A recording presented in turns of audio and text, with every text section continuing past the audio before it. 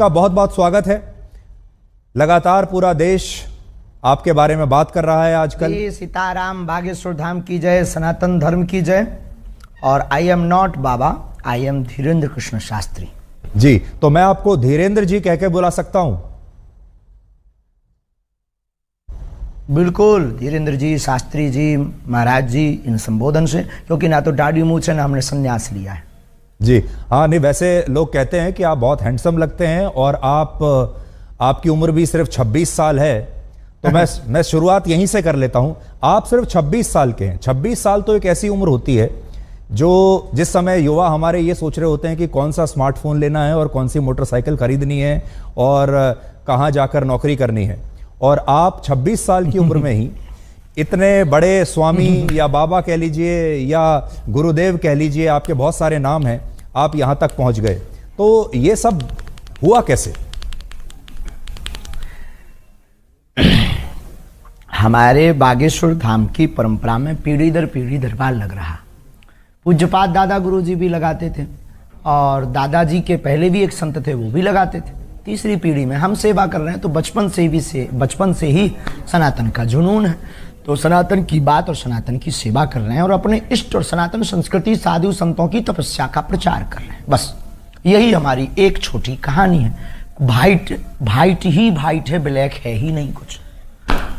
लेकिन लोग अब आपकी कहानी में लगातार ब्लैक ढूंढ रहे हैं। मैंने सुना आपने कहा कि मैं और कोई स्पष्टीकरण अब नहीं देना चाहता इसके बारे में। आपको लगातार जो चुनौतियां मिल रही हैं, लेकिन देश आपसे ये जानना चाहता है कि इसमें कितनी उसका आज हमने नेशनल चैनल के सामने लगभग 20 से 25 चैनलों के कैमरा लगे होंगे। 4 लाख लोग थे। हमने चुनौती दी थी। चुनौती देने वालों को कहा था कि रायपुर हमारी जगह नहीं, छत्तीसगढ़ है, दरबार 20 और 21 को लगना है, किराया हमसे ले लो, जिन को दिक्कत है आकर के देखो। हम कोई दावा नहीं करते, हम कोई ईश्वर नहीं है। अभी हम साधारण इंसान है। गद्दी पर बैठेंगे, जो गुरु प्रेरणा लगेगी हम वो बता देते हैं और बालाजी की कृपा और संतों की तपस्या के प्रभाव से वो बात सत्य निकलती है। और सत्य को कितनी भी कसौटी पर कसा जाए, कितने न्यूज चैनलों ने एक्सपोज नहीं किया, कितने लोगों ने नहीं किया, आज तक बाल टेढ़ा कर पाए, क्योंकि हनुमान जी की कृपा और हनुमान जी के नाम का प्रचार है जी। आप धीरेन्द्र जी, आप खुद को गुरुदेव कहते हैं, स्वामी जी भी कहते हैं, धर्मगुरु, संत। तो आपका परिचय क्या है? आप हैं कौन? ना तो हम कोई संत हैं, ना हम कोई स्वामी हैं, ना कोई हम मठाधीश हैं। बागेश्वर धाम के चरणों के सेवक हैं। और श्रीमान जी, हम आपको बता दें कि हम जिस प्रकार पिता अपने पुत्र के रोग पर भगवान से, ईश्वर से, डॉक्टरों से, लोगों से प्रार्थना करता, दुआ के लिए गुजारिश करता, निवेदन करता, वैसे ही हम गुरु होने के नाते, उस गद्दी की सेवादार होने के नाते, बागेश्वर पीठ के सेवादार होने के नाते और सनातन धर्म के सच्चे साधक होने के नाते और मंत्रों की चिकित्सा को जानने के नाते आने वाले लोगों के लिए उनकी श्रद्धा को देखकर ईश्वर से प्रार्थना करते। हमने आपके वीडियोस लगातार देखे सोशल मीडिया पर, इंस्टाग्राम पर बहुत सारे वीडियोस आपके चलते रहते हैं, जिसमें आप अपने कागज लेकर बैठते हैं और लोगों की मन की बात को आप पढ़ लेते हैं। तो ये जो मन पढ़ने वाली मशीन है, ये कहां आपने लगाकर रखी है और कैसे पढ़ते हैं आप? और लोग इसी को चमत्कार मानते हैं। देखो भाई, ये भारत देश है, इसमें ऋषि मुनियों की परंपराएं विविध रही और भारत इसीलिए तो विश्व गुरु रहा। यहाँ खूब खोज की फाइयान यात्री जैसे विदेशी लोग आए, पर भारत को विश्व गुरु उन्होंने इसीलिए तो माना सबने, क्योंकि भारत में वैदिक परंपरा अति प्राचीन परंपरा है, ऋषियों की परंपरा है। और हमारे पास कोई मशीन नहीं है, ना हम कोई मन पढ़ने वाले माइंड रीडर हैं। हम तो अपने इष्ट के सेवक हैं और अपने शास्त्रों के सच्चे साधक हैं। उनके आधार पर जो हमें गुरुजी ने प्रेरणा दी, जो हमें इष्ट प्रेरणा देते हैं, हम वो लिख देते हैं। सच निकले या झूठ, वो व्यक्ति की श्रद्धा और बालाजी की कृपा। जी, आप लोगों की आवाज हम तक और हमारी आवाज लोगों तक पहुंचाते हो, वैसे ही हम अपने इष्ट की जो चेतना तरंग है और लोगों की जो अर्जी है, वो अपने इष्ट तक, इष्ट की तरंग को लोगों तक पहुंचाते। न आप कुछ हो न हम कुछ है। देखिए, जो आप बता रहे हैं, ये तो भारत की संस्कृति में जो योगी और मुनि और जो सिद्ध पुरुष हुआ करते थे, उनके पास ये शक्ति होती थी, ये हम भी सुनते आए हैं। लेकिन आपकी उम्र है सिर्फ 26 साल। जितनी आपकी उम्र है उससे दुगना या तिगना तपस्या करने के बाद जो योगी हुआ करते थे, हमारे जो ऋषि मुनि होते थे, तब उनके पास ये शक्ति आती थी कि वो ये सब कर सके। आपकी उम्र ही को टोटल 26 साल है, तो आपके पास ये चमत्कार की जो शक्ति है इतनी जल्दी कैसे आई है? बहुत अच्छा प्रश्न है, बहुत बहुत धन्यवाद, अच्छा प्रश्न। ये आपसे किसी ने पूछा नहीं होगा? तपस्वी तो नहीं है, ये घोषणा तो नहीं करते, लेकिन आज भी दिन ना रात, हाँ बहुत। अरे आपकी योग्यता का क्या कहना, आई प्राउड ऑफ यू। हमको आप पर बहुत गर्व है, आपकी लैंग्वेज से और आपके स्पष्ट प्रश्नों से। तो देखो, बाकी लोग तो वही घिसे पिटे क्वेश्चन करते हैं, आप ये जो बीच की नई चीजें ले आई, बहुत गदगद कर गई हमको। तपस्वी हम नहीं हैं, लेकिन दिन ना रात तपस्या में ही गुजर रहा।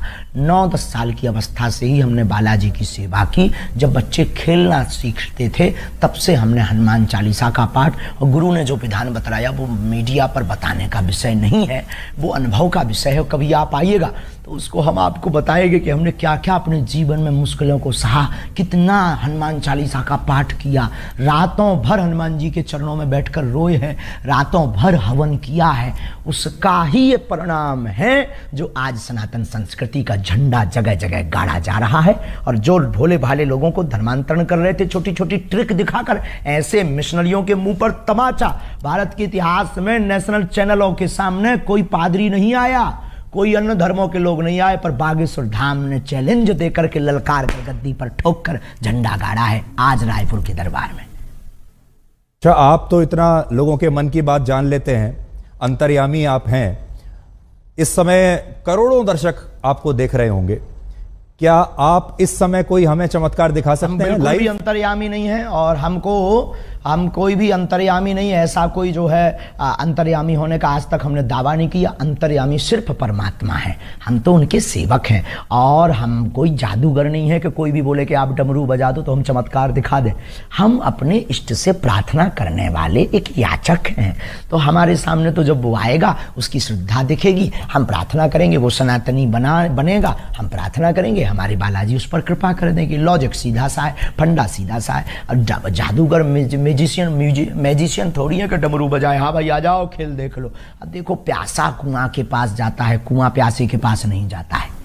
जी धीरेन्द्र जी, मैंने देखा आपके वीडियोस में, हम किसी को बुलाते भी नहीं है, बिल्कुल। की श्रद्धा अच्छा, आ जाए तो ठीक। आप ये बताइए, मान लीजिए अगर कोई और धर्म का व्यक्ति आपके पास आए, कोई इस्लाम को मानने वाला आए, कोई ईसाई धर्म को मानने वाला अगर आपके दरबार में आए और आपसे मदद मांगे, तो आप सिर्फ सनातनियों के लिए ही मदद करते हैं, या अगर कोई इस्लाम को मानने वाला भी आपके पास आ जाए तो आप उसके लिए भी, आपके जो इष्ट देव हैं उनकी भी मदद करेंगे?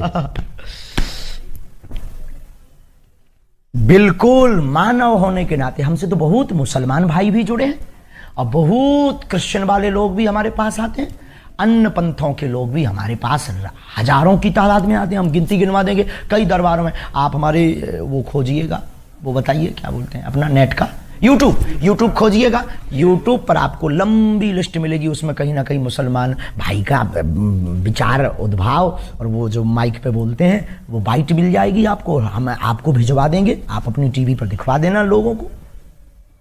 अच्छा, ये बताइए कि जब लोग आपके पास आते हैं, मैंने देखा तो ऐसा लगता है कि आप उनके अंदर बताते हैं कि इनके अंदर कोई प्रेत है, कोई भूत है, फिर वो छटपटाने लगते हैं, अजीब तरीके की आवाज़ें निकालने लगते हैं, कई बार वो बेहोश हो जाते हैं। एक अजीब सा दृश्य देखने को मिलता है। अभी मैं आपको तस्वीर भी, अपने दर्शकों को भी मैं दिखा रहा हूँ निकालकर, अगर हमारे पास वो तस्वीरें, बहुत देखिए अभी हम तस्वीर दिखा रहे हैं।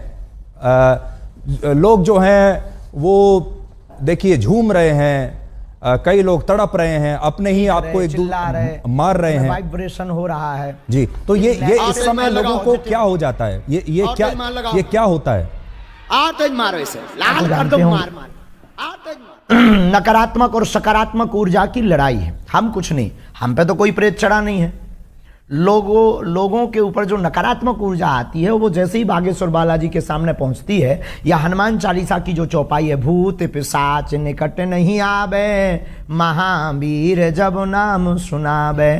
तो अगर 500 साल पहले लिखा हुआ हनुमान चालीसा गलत है तो भूत प्रेत नहीं है। और अगर आप हनुमान चालीसा को गलत मानते हो तो फिर हमें आपसे बात करने की कोई ज़रूरत नहीं है।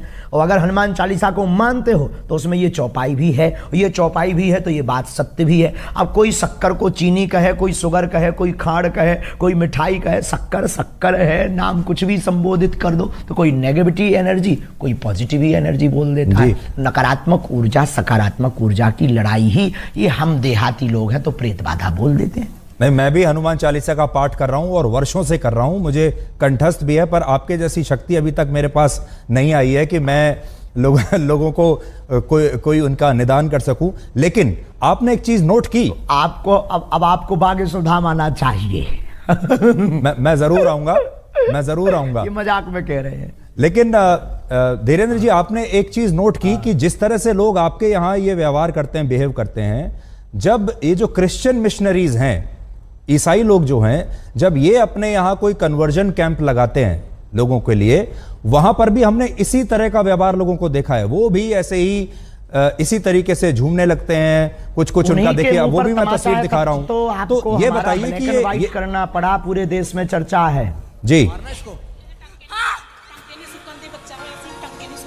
पूरे देश में इसी बात की तो चर्चा है। ये मिशनरियां क्यों पीछे लग गई? क्योंकि इनकी दुकान बंद हो गई।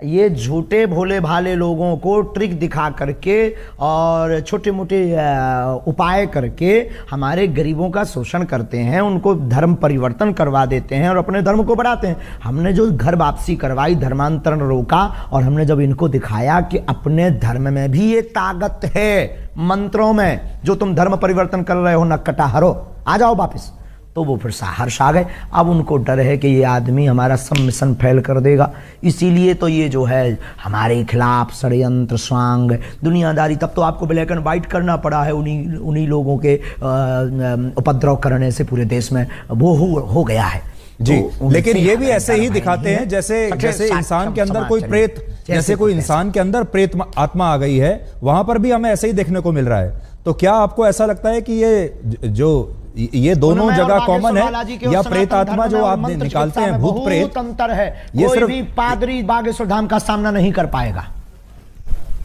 जी।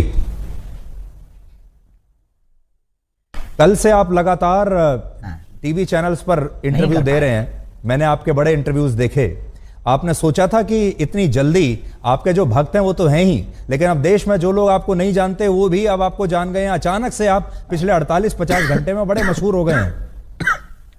तो वो जो समिति है जो आपके पीछे पड़ी, उसका तो धन्यवाद देना चाहिए आपको। आंधी की भैया, उनको बहुत बहुत धन्यवाद है, क्योंकि हम भी अंधविश्वास के खिलाफ हैं। और देखो, ये आंधी के नाम है, बात में दम और शक्ति होनी चाहिए।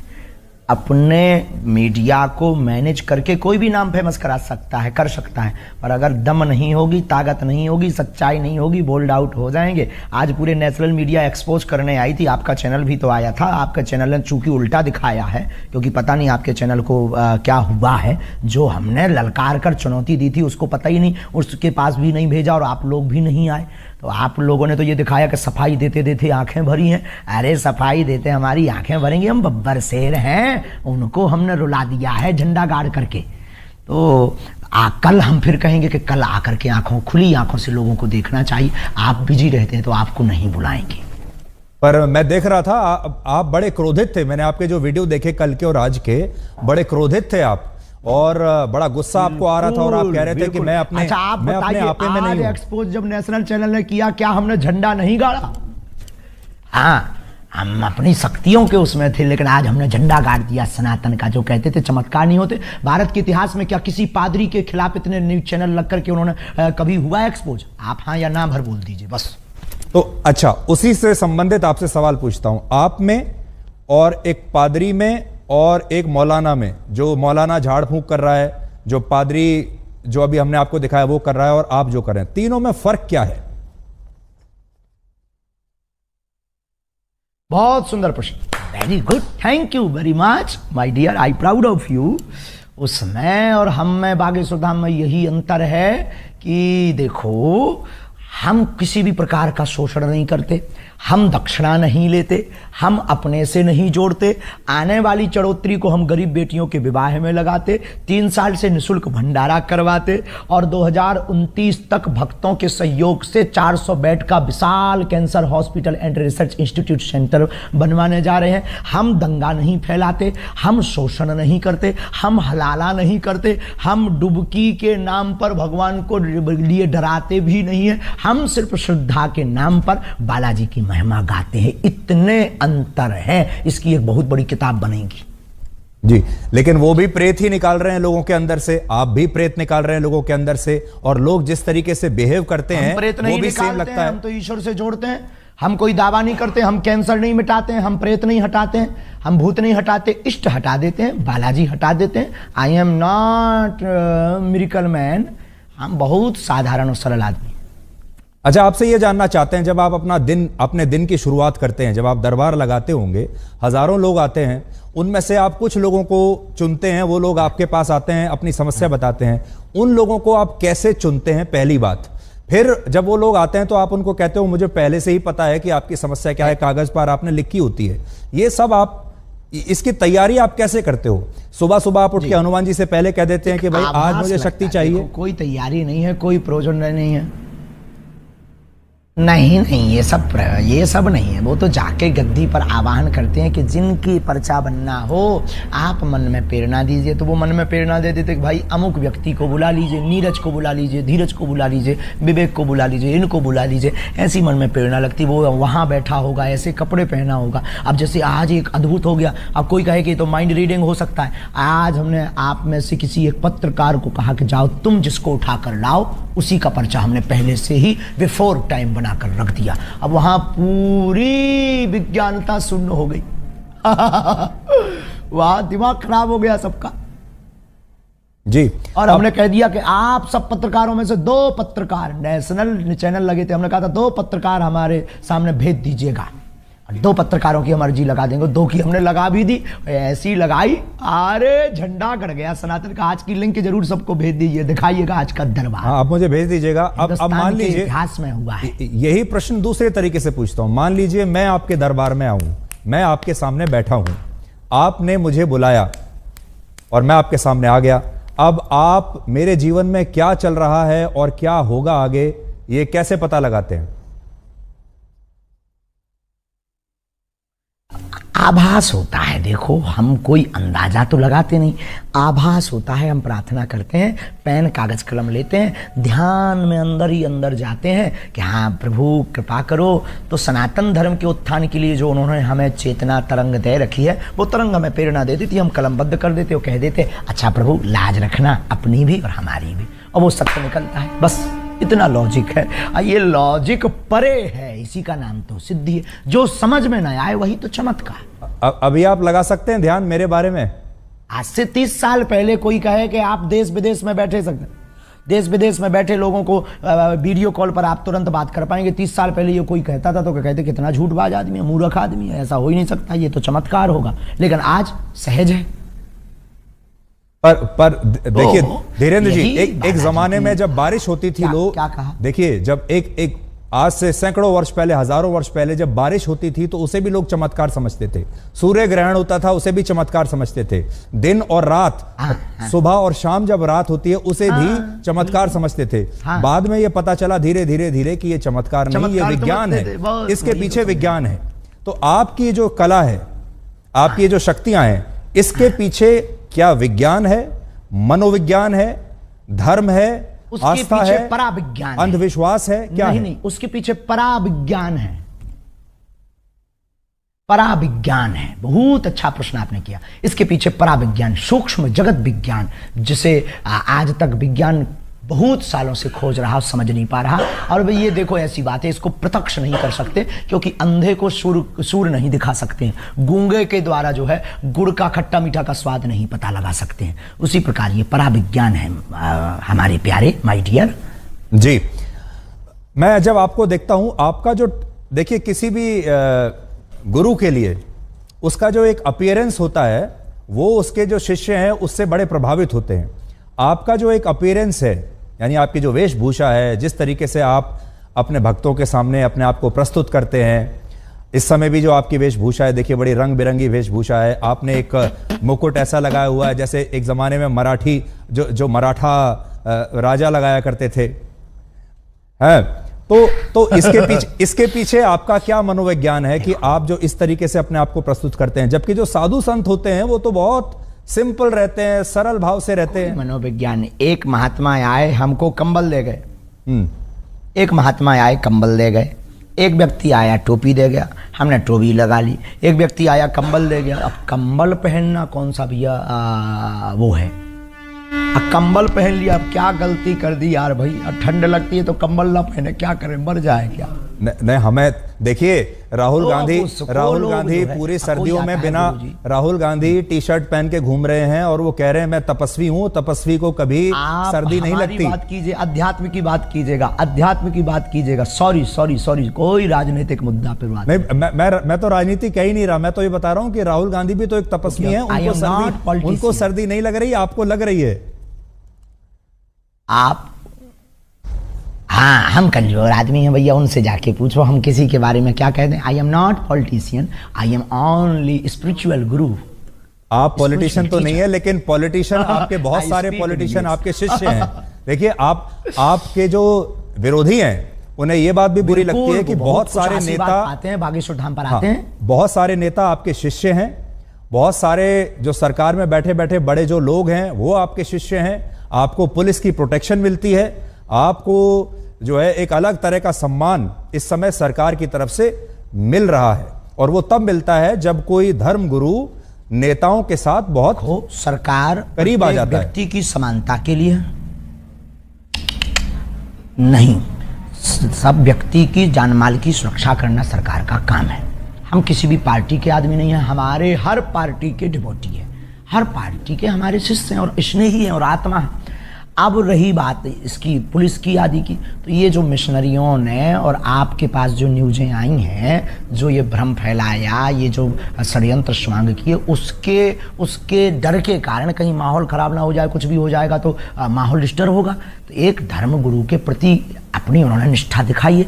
रही बात नेताओं का चेला बनने की, धर्म से राजनीति चलती है, राजनीति से धर्म नहीं। वो बहुत सकारात्मक विचार पाते हैं, बागेश्वर धाम से आशीर्वाद पाते हैं, सन्यासी बाबा की कृपा पाते हैं। अब किसी को अगर जलन हो रही हो तो वो विदेशी नेता बना ले, उसमें क्या दिक्कत है। विदेशी नेताओं को चेला बना ले, खुद को नेता बना ले, खुद के नेताओं को डिवोटी बना ले। अगर किसी की जल रही है तो मिर्चा लगना चाहिए, इसमें क्या बुराई है माय डियर। आपको लगता है आपकी जान को खतरा है?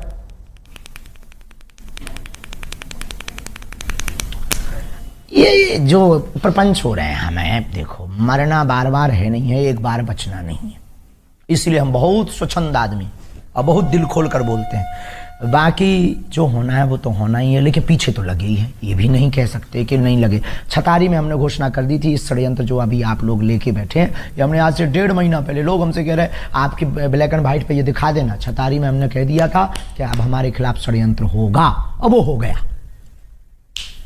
देखिए मैं तस्वीर देख रहा हूं, इसमें देवेंद्र फडणवीस आपके सामने हैं, डिप्टी सीएम महाराष्ट्र के पूर्व मुख्यमंत्री।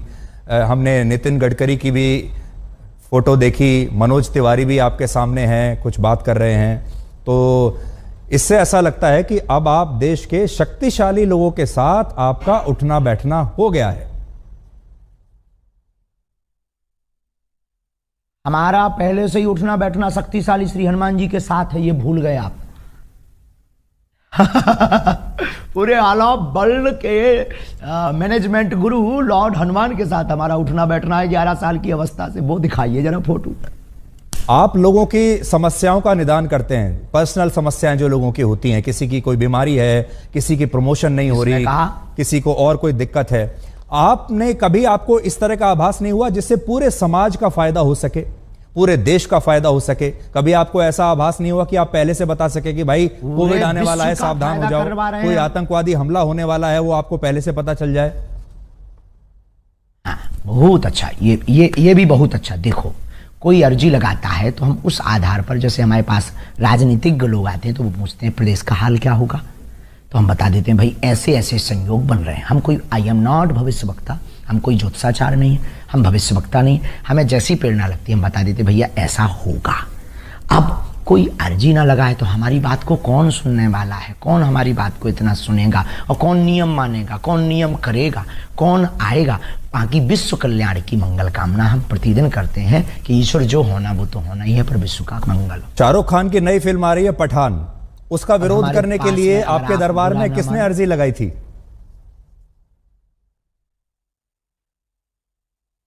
अरे वो किसी ने नहीं, वो तो उसने वो गा दिया था, हमें बच्चों ने बताया ये भगवा रंग गा दिया, तो उनका भगवा रंग ही क्यों बेशरम है भाई, ब्लैक रंग, हरा रंग, ऑरेंज रंग और भी रंग भी है, उनको भी बेशरम बनाओ जी। तो क्या गलत कर दिया भाई, ये गलत थोड़ी है। हर बार भगवा रंग ही क्यों बेशरम, हर बार हम सनातनी हिंदू ही क्यों टारगेट, हर बार हम संत ही क्यों, और आपके ब्लैक एंड व्हाइट से कहेंगे कि जो हमारा आपने ब्लैक एंड व्हाइट लिया है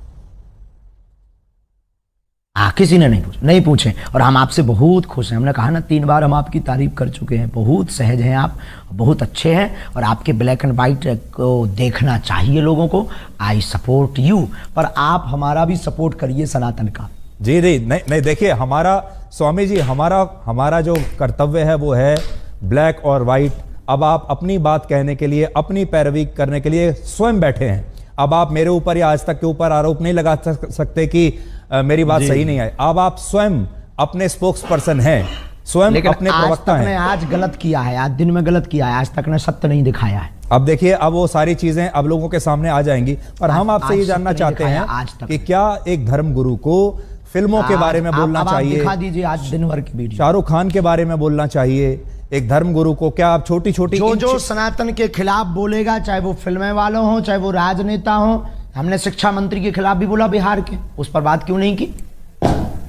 जो सनातन का विरोध करेगा हम उसके खिलाफ बोलेंगे। अगर ये दंगाई है, अगर ये भड़काऊ है, तो ये होते रहना चाहिए, इतना खौफ बहुत जरूरी है। तो ये आरोप आप, इसका मतलब सही है आपके ऊपर जो लोग कहते हैं कि आप हिंदुओं को जो आते हैं वहां पर उनको भड़काते हैं? आप एकजुट करते हैं, लोगों को समझ में भड़काना आता है, जो हिंदू नहीं है उनको भड़काना आता है। अपनी अपनी समझ है। किसी को कल तक हम पाखंडी नजर आ रहे थे, किसी को कल तक हम चुनौती से भागने वाले नजर आ रहे थे, जब आज हमने ठोक दिया, ठिकाने लगा दिया, तो बुद्धि ठिकाने लग गई पूरी नेशनल मीडिया के सामने।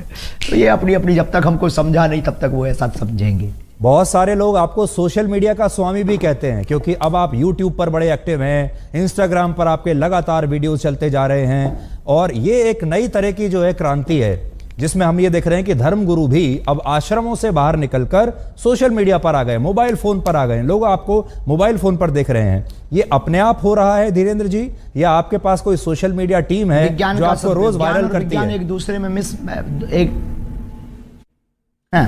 विज्ञान और विज्ञान दोनों एक दूसरे से जुड़े हुए हैं। हमारी कोई टीम नहीं है। हम तो पहले दरबार लगाते थे, पहले भी कथाएं करते थे, लाइव नहीं आते थे। फिर संस्कार वालों ने आके कहा कि हम आपकी कथा को दिखाएंगे, क्योंकि आपकी कथा में, आपके दरबार में दम है और सनातन का प्रचार होगा।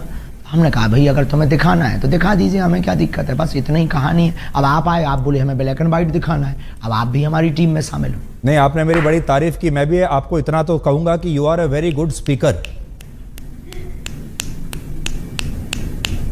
Thank you very much.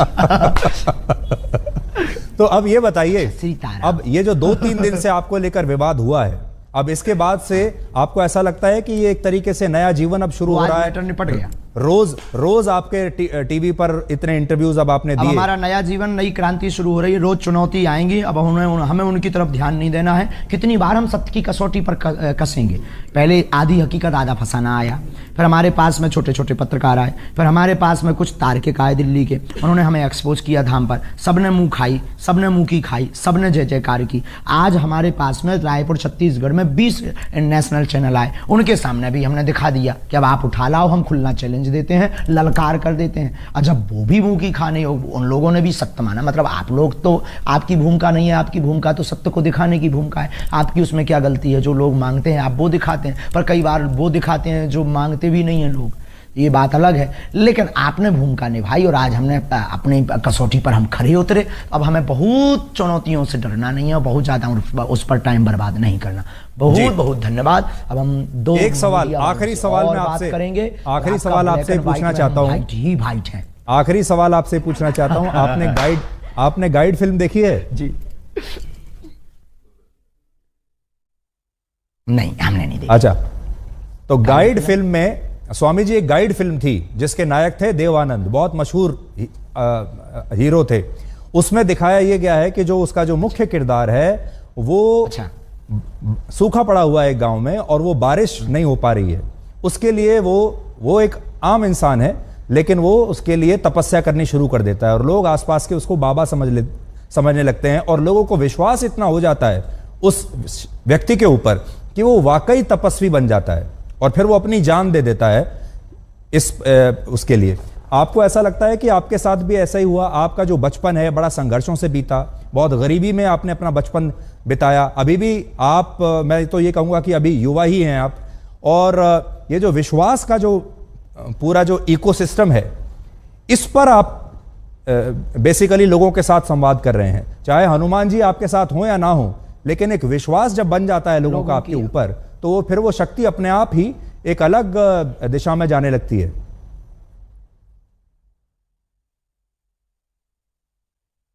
बहुत अच्छी बात बोली, ये लॉजिक वाली बात बोली है और इस बात में बहुत ताकत और दम है।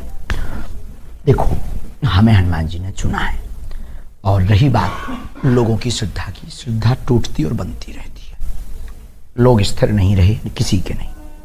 दूसरी बात, इस विषय पर हमारा सिर्फ यही कहना है कि हमने कभी अपने से लोगों को नहीं जोड़ा, लोगों की बाहें पकड़कर हनुमान जी से जोड़ा। अगर ये गलत है तो क्या कहते हैं, बस हम ना कोई तपस्वी हैं, ना हम कोई बहुत साधारण भाषा में बोलें कि बहुत बड़े चमत्कारी हैं, साधारण इंसान हैं। लोगों की निष्ठा ही चमत्कार है। अब आपकी बात का यही जवाब आप चाहते हैं तो बस वही जवाब हम दे देते हैं कि लोगों की श्रद्धा ही उनका चमत्कार है। बहुत बहुत धन्यवाद धीरेन्द्र जी, आपका बहुत बहुत धन्यवाद हमसे बात करने के लिए, और उम्मीद करते हैं कि आपके आलोचक जो हैं उन्हें आपके जवाब मिल गए होंगे, और बाकी देश की जनता के ऊपर छोड़ते हैं, क्योंकि जैसा मैंने आपको कहा, आप सबसे बड़े अपने प्रवक्ता तो आप स्वयं हैं। हाँ, कल फिर दरबार लगना है, आलोचकों से कह दीजिए कल और आ जाए तो ठीक है। और कल थोड़ा सा मेरे बारे में भी आप सोच के बताइएगा, अगर आप सोच सकें। मैं तो यहाँ दिल्ली में हूँ, कल दरबार में थोड़ा सोचिएगा मेरे बारे में, और मेरे बारे में कोई भविष्यवाणी हो तो बताइएगा। अरे अब आपके बारे में क्या करना, सामने कर देंगे, इस पे तो ये हो जाएगा कि कंट्रोवर्सी हो जाएगी, कुछ उल्टा निकल जाएगा मुंह से। जी, तो कंट्रोवर्सी तो खैर ठीक है, तो विवादों की आपको आदत पड़ गई होगी अब तक तो, और इसका मतलब यह है कि आपके अगर दुश्मन बढ़ रहे हैं, इसका मतलब आपके शिष्यों की संख्या बढ़ रही है, इसलिए आपके दुश्मन भी बढ़ रहे हैं। आहा, बहुत गजब की बात, बालाजी के समर्थक बढ़ रहे हैं। धीरेन्द्र जी, बहुत बहुत शुक्रिया हमसे बात करने के लिए। Thank you very much, you are a good speaker. जय श्री राम, सनातन धर्म की जय।